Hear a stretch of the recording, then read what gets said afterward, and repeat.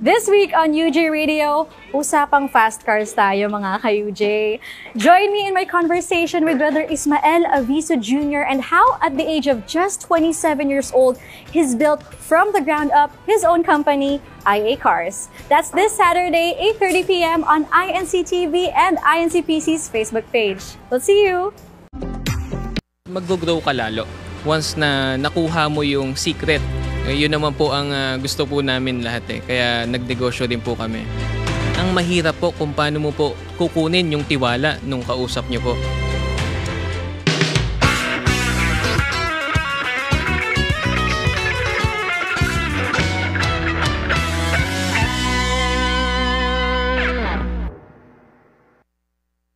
Good evening po mga ka-UJ. You are watching Unity Junction Radio. I'm Sister Bea at nakikita nyo ba kung nasan tayong, anong nasa likod ko ngayon? Nakikita nyo ba?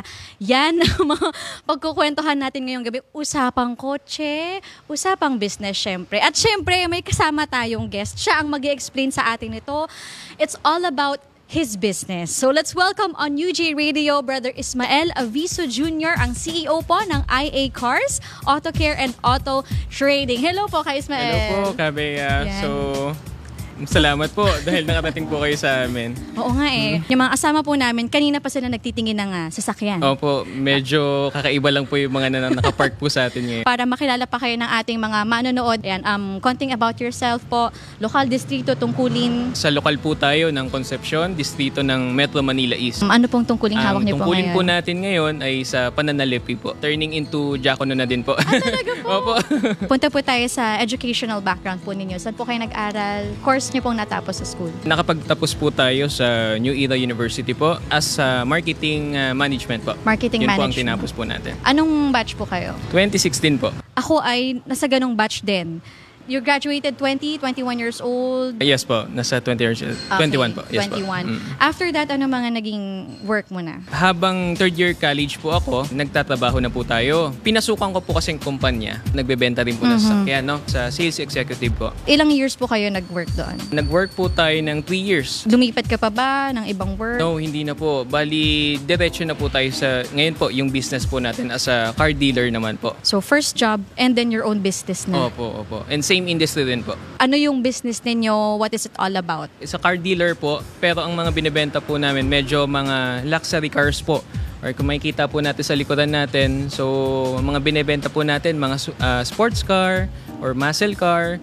And also binibenta rin po natin, lalo na po yung trending po ngayon is yung artista van. Ito na ba siya talaga nung nag-start kayo ng business? Hindi pa po. So nag-start po tayo, ang mga binibenta lang po natin, mga SUVs, yung mga vans, yun lang po ang binibenta natin. So mga normal cars lang po na mga ginagamit. Ano ba to?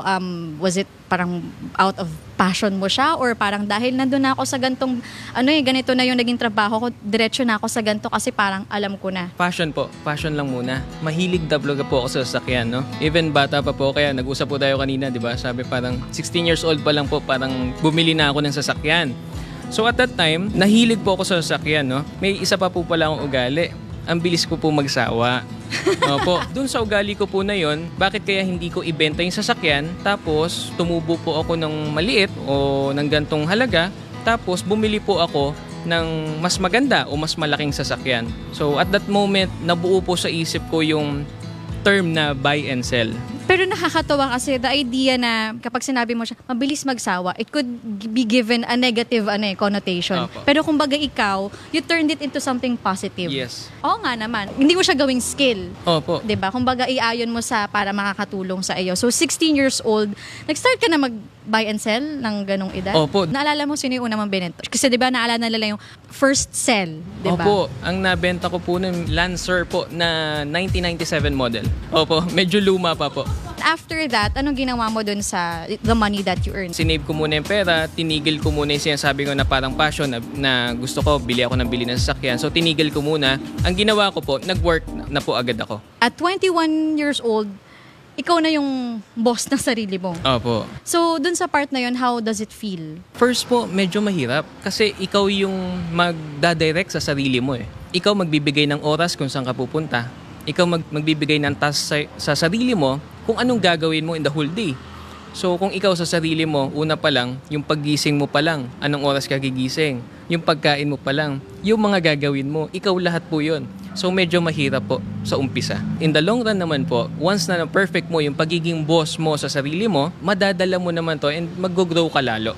Once na nakuha mo yung secret doon sa pagiging boss mo sa sarili mo. Yes. Anong secret yon? Disiplina, ang dami mong isa-sacrifice. Ano yung mga naging sacrifice or challenge na na-overcome, na nangyari sa business that you overcame? Number 1 po, nandyan yung budget po natin. Medyo limited din po kasi yung budget natin. Bago po ako makakuha ng mga gusto kong ibenta, kailangan mag-ipon at mag-ipon po tayo, no?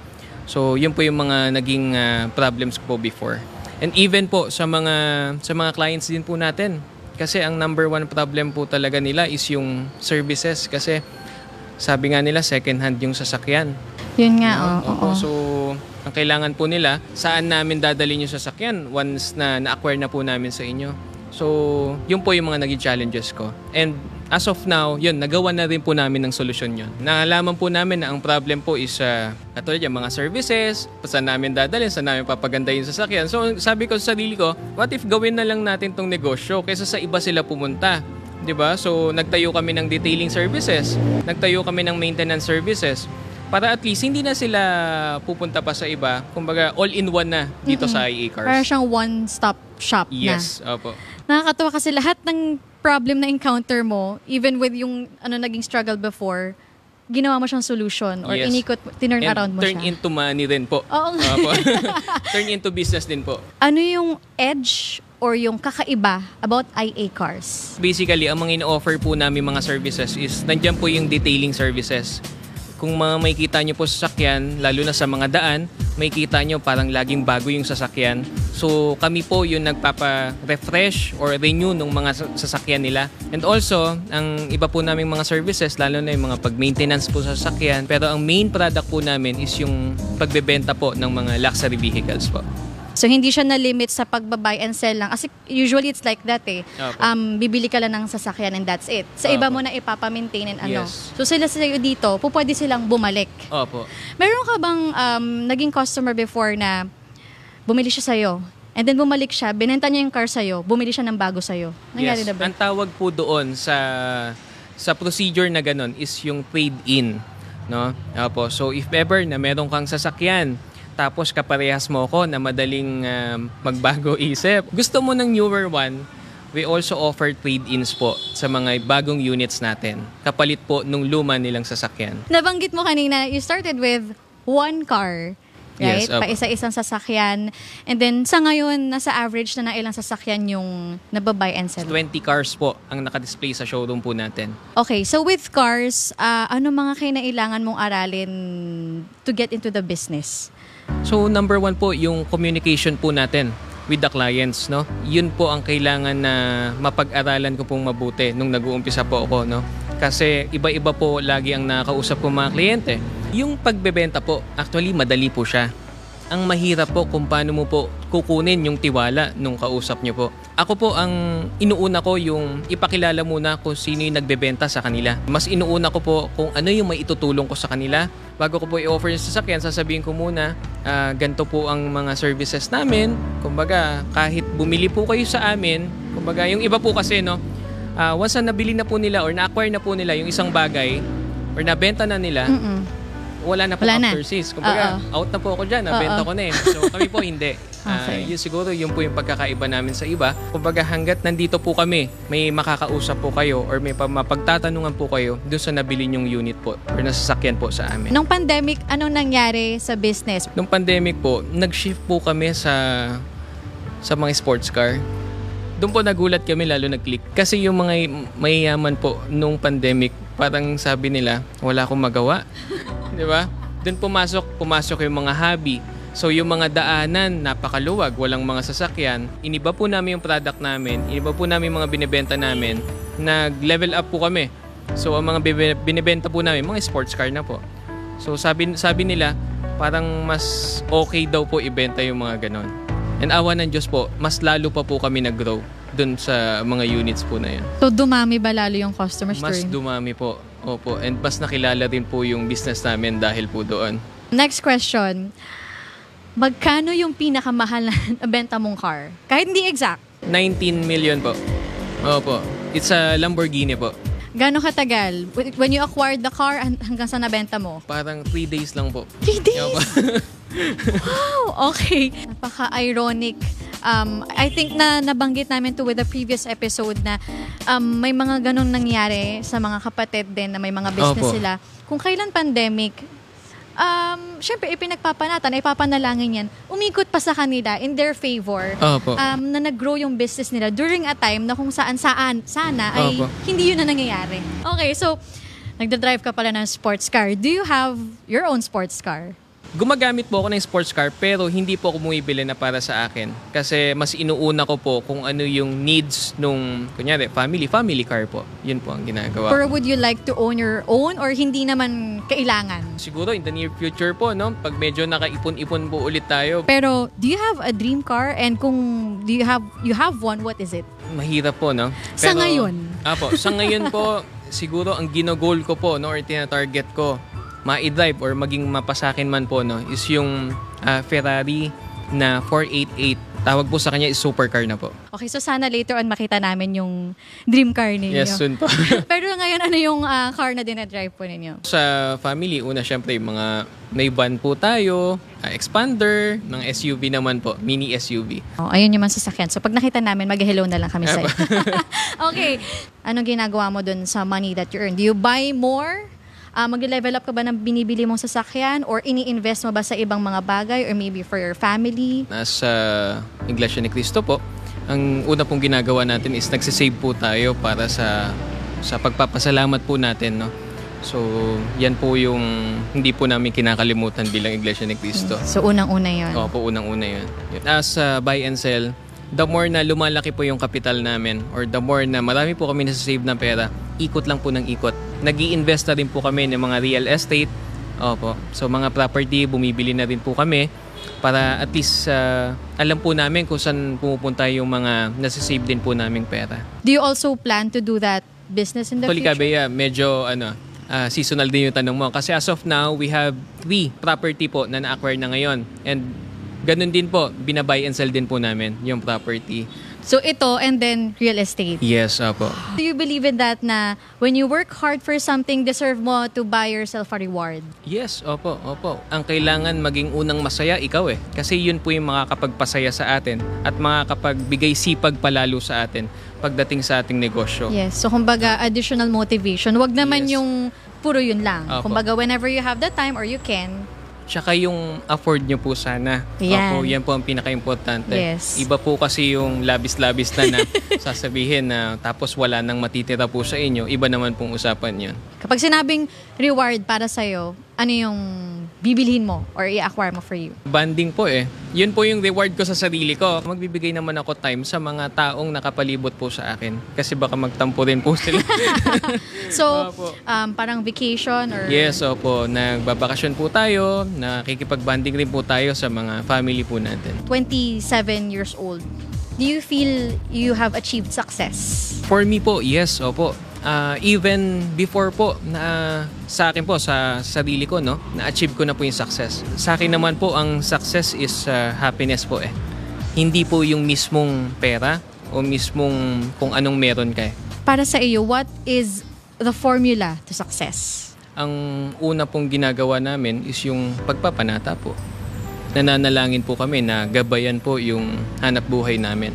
Kasi una po, bigay niya naman din po lahat ito eh. So, nakikiusap po kami na lagi niya pong gabayan kami, ano man yung mga desisyon namin, maging tama.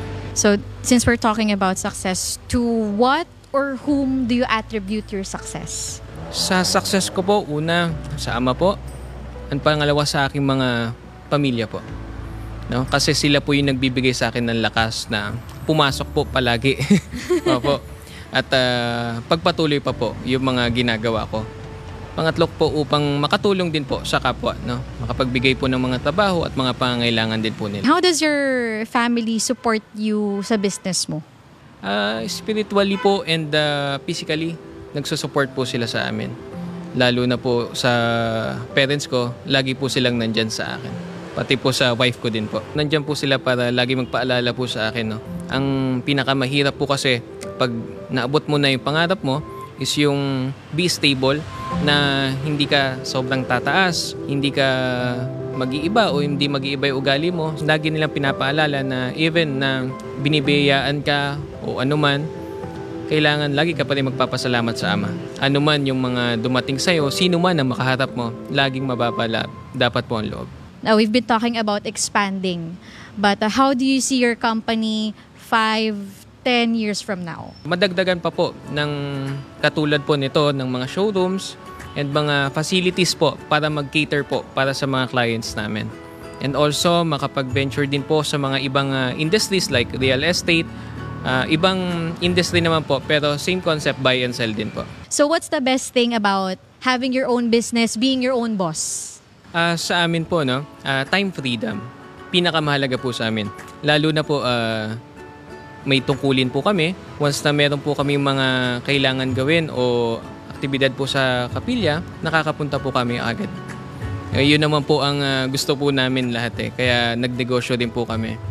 Lalo na sa amin, may mga tungkulin po kami. Mabilis po kami nakakatupad po. Yes. Tsaka syempre with your family, hindi nababalance siya on your yes, own lalo talaga. na po sa family namin. Pero ikaw ba personally, naging naging into using social media ka ba with your personal life mo? Hindi naman.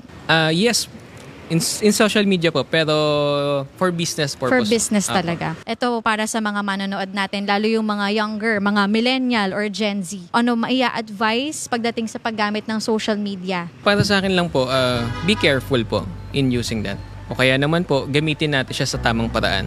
Kami po, no, bilang business owner po ngayon, so ginagamit po namin siya katulad yan sa pagpo-promote ng mga businesses namin, hanggang dun lang po. Tsaka una po, ano po ba yung purpose nila, di ba? Sa paggamit ng social media. Una, estudyante ka, so ano ba purpose mo? Una, business owner ka, ano ba purpose mo? Hindi naman para makapag-away, di ba? So, depende po yun. Kailangan, bago mo i-download yung application, ano ba talaga purpose mo? Para guided ka po once na ginagamit mo siya. What advice can you give to the younger generation pagdating sa pursuing their dreams and ambitions? Sa mga generation po natin, no, sa akin naman po, wag lang tayo mawalan ng pag-asa. Kasi may kanya-kanyang time naman po tayo. Minsan may kita po kasi tayo na, bakit siya ganto? Bakit si ganto, ganyan? Kumbaga kino-compare yung sarili. So, may kanya-kanyang time po tayo, no, para maging successful. Kaya nga, ang sabi ko po is, antayin lang po natin yung time natin and lagi lang po natin gawin ng tama. Kasi once na dumating na po yung para sa atin, kailangan na build na po yung sarili natin, no? Kasi sa ating mga generation, medyo bata pa, okay lang po kahit nakakatanggap tayo ng mga failure. Kasi doon po tayo matututo lalo. Ano man po yan, no? Kung nasa business po ba kayo o nasa empleyado po kayo ngayon, pinakaunang dapat po talaga natin gawin is yung ipagpanata muna po, no? Ang Ama po ang magbibigay ng sagot sa atin kung para sa atin po ba talaga yun o hindi. Thank you sa pag-share ng Salamat din po. Napakagandang kwento. Ayan, okay. In the many lessons taught to us by our beloved Executive Minister, Brother Eduardo V. Manalo, they always remind us to involve the Lord God when we make plans for our lives. That's why in our prayers, we always ask the Father to grant our requests, especially if these requests don't go against His will. And that He guides us in the way that we should go so that we don't go astray or get distracted in our journey towards receiving salvation. And with all of that said, let's listen to what the Bible says.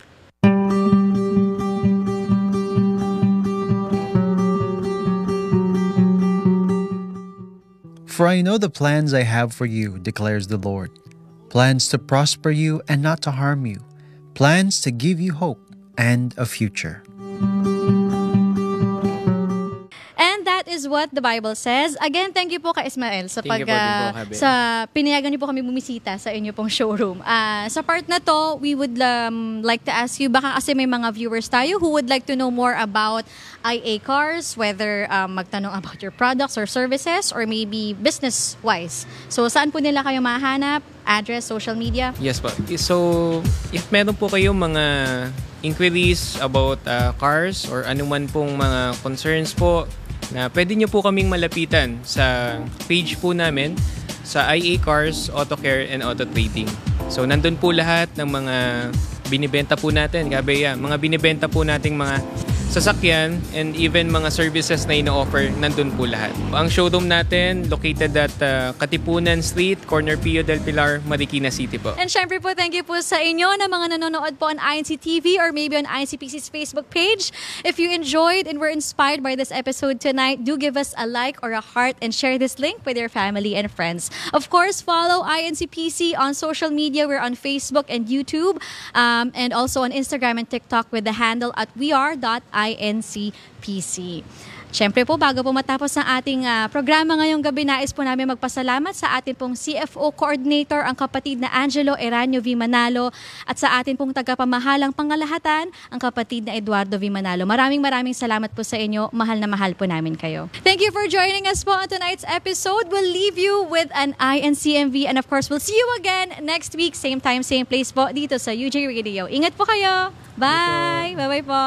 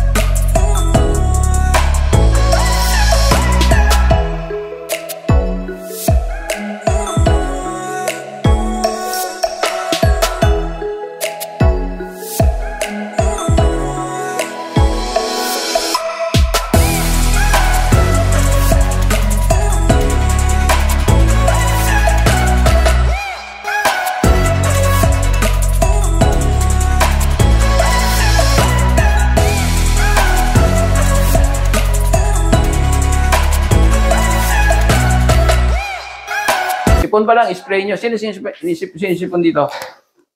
Sprayin mo siya, ha? Spray kayo. Tingnan. Meron na po. Nag-spray kayo? Nakabili na po ako. Kailan pa? Nakalinggo. Nakakatulong. Emergency po ako kasi nahirapan ako nung Ayun, no, Ngayon okay na po. nakatulong ba yung spray? Opo. Okay nga magsabi. Oo. Ito, sige.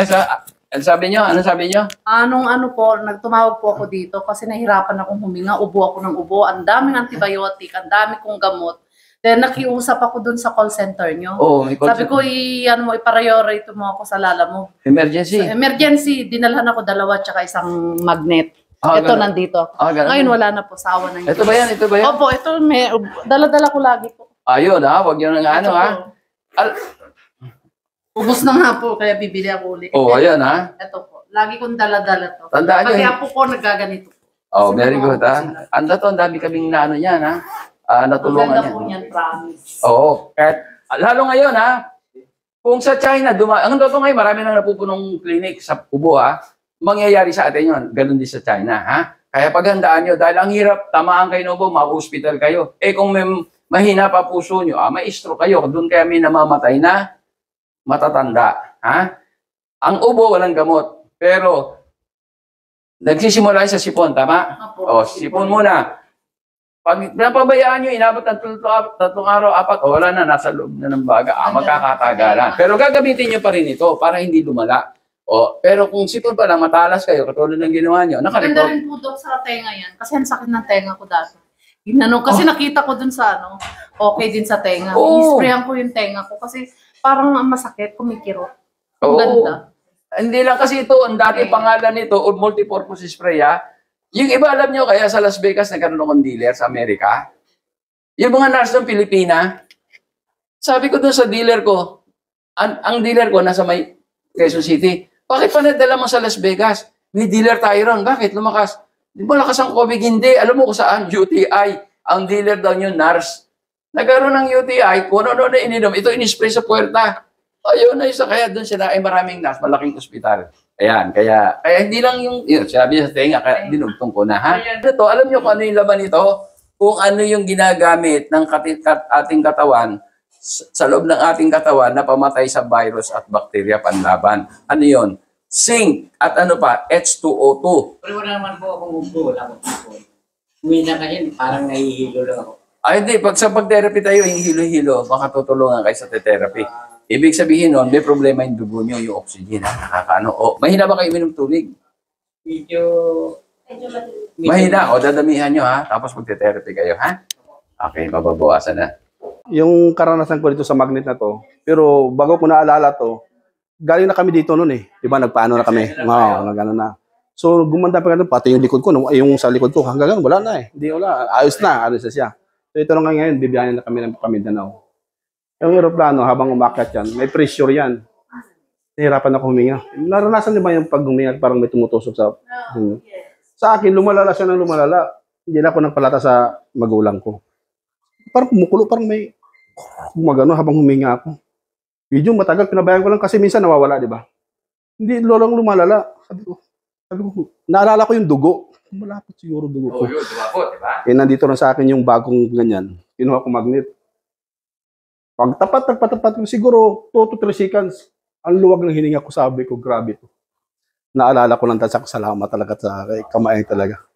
The best. Dun sa may kinalaman ito sa number 2, ano, yung kaninang slide na pinakita namin sa inyo, na yung sa dugo, yun ang pinag-usayan. Kapag acidic ang ating katawan, ibig sabihin kulang sa oxygen, napaplat ang tao. Kung titingnan niyo yung first picture nito, alkaline yan.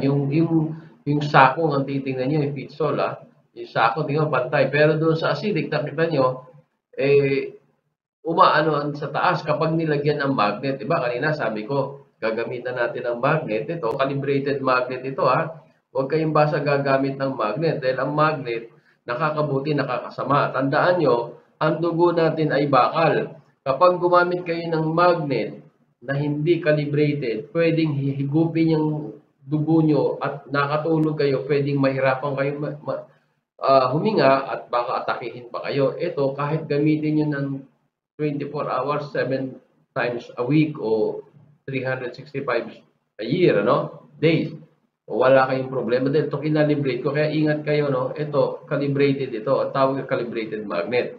Pag ito acidic kayo, inilagay nyo sa katawan nyo rin, nilagay mo rito, alkaline ka, hindi liliit yung sakong mo, di ba? Pero pag nilipat mo rito at nilagay mo acidic ito, lalo masakit ang ulo, makita nyo, magbabago. Kung titingnan nyo yung first picture, alkaline yan. Yung second, acidic, medyo tumataas na. Pero yung kondisyon, ang kadalasan, wala pang sakit dyan. Acidic lang. Tandaan nyo, ang tao, 3 taon bago magkasakit, acidic ang 3 taon, more or less, ha? Depende sa katawan ng tao. Pero pag yan na inabot na ng 3 taon, na acidic, dumami na ang bakterya. O, di pwedeng high blood ka, hypertension, diabetes, kung ano-ano pa. O baka may tumor ka. O, kaya iingatan natin. Kaya itong magnet ito, malaking bagay ito pag marunong kayong gumamit. Dahil ito, kayo na mismo magiging doktor sa sarili, kayo mag-i-scan kung may problema sa katawan nyo. Dahil pag ito inalagay nyo kung saan ang acidic ng katawan nyo, ay madidetect, iikli kayo. Kung hindi naman kayo umikli, pantay ang sakong nyo, alkaline yun. O anong gagawin nyo? Pag nakita nyo acidic, nilagyan mo dito acidic, mag-i-spray lang ito sa ulo. Mamaya pakikita yung spray to, itong to. O yung isa naman, nakita nyo, yung second picture, acidic, medyo miikli na yung maatras na yung sakong niya. O wala pang sakit yan. Pero pag kami sakit na, katulad ito, may cancer itong paa na to, makita nyo yung number 3rd picture, o ayun, makita nyo, ganun ang makikita nyo sa mga susunod na slide. Ni-orient ko lang kayo para aware kayo na gano'n ng kasi kayo gusto ko, kayong gagamit ng produkto ko, kayo mismo maging doktor sa sarili nyo, huwag kayong aasa sa akin dahil malayo tayo bago tayo magkita, di ba? Ano yung mukha niya, ha? Ayan yung may cervical cancer. Ano pangalan mo? Almira Castro. Almira Castro. O sige, tingnan natin, Ando na yung tingnan natin. Ang tao umuurong kapag may sakit, lalo may cancer. Tingnan niyo yung paa. Di ba? Ito, pumasok ito, hinatak ito. Nakita nyo? Okay, gagawin natin. I-spray natin kung may spray.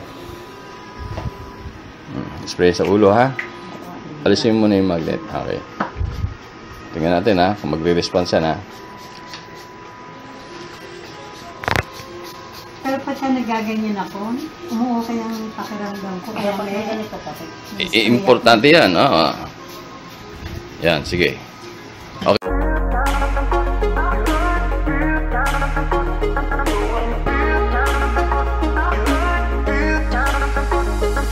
Ayan na sprayhan na, tingnan natin. Sige, lagay mo na yung magnet doon sa 1. Okay, lagay mo, ha?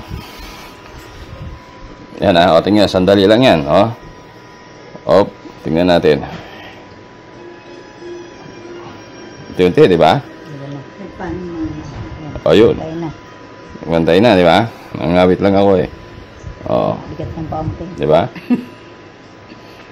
Yun ang sinasabi ko, ha? Kaya malaking pag-asa. Napansin natin na maikli doon sa area na yon, so acidic yon, lumapot ang dugo doon, maraming bacteria doon, walang oxygen doon. Meron tayong sariling doktora, kaya yung iba, lahat naman tayo may cancer, ang totoo kaya lang maliit lang yung iba. Katulad ko, wala naman akong tumor, di maliit pa, kasi nga yung doktor natin gumagana. Ang ginagawa niyan, anytime na nagdidikit-dikit, nag-acidic, malakas ang doktor ko, iwa-hiwalay niya para dumalo yung dugo, nutrients, oxygen, matanggal yung basura. Ngayon, ang bakterya sa atin, pag yan acidic, maraming bakterya, lumalaki yan, kaya lumalaki yung worker yan, parang construction na dumadami ang bakterya, lumalaki ang construction, yung building, ganun din sa katawan natin. Dahil ang bakterya sa atin, bad bacteria anaerobic, kinakain yan acidic. Kung acidic, dadami nga sila. Ngayon, nakalas-kalas natin, na-deliver yung oxygen, ayaw ng bad bacteria, yung oxygen, yung anaerobic. O ano mangyayari? Hinto ang paglaki, maaaring huminto, o lumaki man dahan-dahan dahil may bacteria pa doon sa loob, may pagkain pa sila. Yung alkaline o yung oxygen, hindi nila pagkain yan, aalis sila yan. So, nakuha nyo na. Yun ang importante. Tandaan nyo, ang tao, bago magkasakit, ay mga more or less sa estimate, mga 3 taong by acidic, high blood, diabetes, etc. Okay. Pag-uusapan naman natin tungkol sa cellphone, yung radiation nito. Alam lahat ng tao na ang cellphone, masama ang radiation nito. Ang totoo nga nito, sa lalaki, pagka inilagay mo sa tabi sa bulsa mo yan, base sa maraming pagsisiyasat ng mga eksperto yan, nababawasan ng sperm count o nangihina. Talagang nakaka-apekto. Marami ng mga bata, nagsisisure, etc. So, marami nakakaalam, masama ito. Pero ang hindi nila alam, gaano kasama at paano naging masama. Ito, ibibigay ko sa inyo yung detalye. Ito, invention ko ito. Yan, yung anode na yan. Kung nakikita, nilagay ko to, cellphone ko to, nilagay ko rito. Tingnan nyo. Tandaan nyo, simula pa kanina, ang pinag-uusapan natin, bawal lumapot ang dugo. Dahil pag lumapot ang dugo nyo, dadami ang bakterya nyo. Ano pa? Pwede kayong ma-stroke. Dahil, siyempre, malapot siya, pwedeng bumara, taas ang pressure nyo, di ba? So, itong radiation ng cellphone, pag ginamit nyo rito yan, pag wala kayong anti-cell radiation, itong ANRAD na invention ko, ay lumalapot ang dugo nyo. Mamaya ipakikita namin sa inyo. At tandaan nyo rin maraming nagbebenta, 25 brands sa buong mundo ang binilang ko dahil galing ako sa Europe, galing Amerika, galing ako China, galing ako Asia. Mga 25 brands. Lahat yung pag ginamit mo, umiikli ka o lumalapot ang dugo mo. Meron silang pinakikita, ion tester, wala yun. Huwag kayong maniwala ron, scam yun. Ang tao, bago magkasakit, iikli muna kayo, mawawalan kayo ng oxygen. Tandaan nyo, hindi namamatay sa kahit anong sakit ang tao. Kahit cancer yan, hindi na mamamatay kayo pag naubusan kayo ng oxygen. Ibig sabihin, lumabot ang dugo nyo. Kaya nasa Biblia yan Ano sabi? Ang lahat ng nilalang ang buhay ay nasa dugo. Kaya ito, ipakikita ko sa inyo kung paano lumapot ito. At paglapot nito, hindi lang tayo apektado matatanda. Tayong matatanda, kadalasan acidic tayo. Pero maging yung bata na alkaline na, apektado nito. Ipakikita ko sa inyo yung video mamaya pagkatapos nito. Ang tao na i-stroke, hindi nila alam. Pag gumamit kayo, lumapot, babara maaring sa ulo nyo yan o kaya sa puso nyo, magkakaroon kayo ng ischemic stroke o kaya ischemic heart attack. Babara yan hanggang sa pumutok yung ugat nyo, magiging hemorrhagic stroke na yan o hemorrhagic Heart attack na yan, ano? O sige tandaan nyo ito, nagpapalapot ng dugo ito. Ano ang mangyayari? Para natin masabi lumalapot, iikli kayo. Pantay, di ba? O, tingnan mo to, pantay. Tingnan mo muna. Pantay. Di ba? Oo, pantay. O, lagay mo yung cellphone. Ayun, o. Tawag ka na. Tira mo si cellphone. O. Ano nangyari? Ang bilis naman! Nakayari ka, masano ka! Sobra to. Sobra ka, Lagay mo yung sticker. Lagay mo yung sticker. Lagay mo yung sticker. Ayan, may sticker na. Ang ba? Tingnan mo. Oh, ang bilis. Pumapantay, di ba? Mas adik ka sa cellphone kaysa sa akin. O, sige. Pakita mo paano pagtanggal. Tingnan mo sa kanya. Tanggalin. Tanggalin, ha? Sige, tanggalin mo yung sticker. O, yan. Tinanggal na, ha? O, tingnan mo. Wow, O, lagay mo ulit. Lagay mo. Pakita mo sa kanya habang nilalagay. Asama yun. O, tingnan mo. Kung na yung tuwak nga, ha? O, di ba? O, sige. O, tingnan mo. O, sige. Dali. Magpapantay na, o. Yan na. Yung patay na. Tanggalin mo ulit. Isa pa. Tanggalin. Isa na lang. O, lagay mo ulit. Nakita mo, di ba? O, yun. Lagay na ulit, ha? O. Yari ka, mas adik ka sa cellphone. Nakita mo? Masyado kang allergic. Hindi, pareho kayo. Hindi, ako mabagal siya, mabilis. Siya, o lumapot yung dugo niya sa ulo, matanda yun. Kadalasan, matanda. Acidic yan, eh. Pero yung bata, hindi. Natural alkaline yan. Hanggang 18 years old yan, 15 years old. Basta tama lang yung pagkain. Malusog yung bata. Pero tingnan mo, kung paano siya maapektuhan. Alam niyo ba na ang bata, pagka nag-aaral, kailangan ng maraming oxygen yan. Pag gumamit yan, makita nyo, tingnan nyo, bumabagal ang pagkatuto ng na ihirapan matuto ang bata dahil nga kulang sa oxygen dahil gumamit ng cellphone. Bago pumasok sa eskwela, gamit ng cellphone. O nasa eskwelahan, gamit ng cellphone. O magre-review, ganun din. Sayang, mamaya, ipakikita ko sa inyo kung ano ang nasusunod na video na ito. Naman, di ba? Pantay siya, di ba? O, pantay, di ba? O, gamitin mo. Ito. Ayan. Okay, gamitin mo. Lagay sa tenga. Kunyari nakikipag-usap ka. Lagay mo sa tenga. Lagay mo kunyari nakikipag-usap ka. Lagay sa tenga. O, tingnan nyo, ha? O. Ano nangyari? Relax. Nakita nyo, di ba? Lumiit, o. Tanggalin mo. Nakita nyo, lumiit, di ba? O, tanggalin mo. Bitawan mo dito. O. Pumantay, di ba? Opo. O, gamitin lang. Hawakan mo. Yan. O, sige. Kunyari, ha? Usap. Yan, ha? O, tingnan mo. O, wala, di ba? Wala.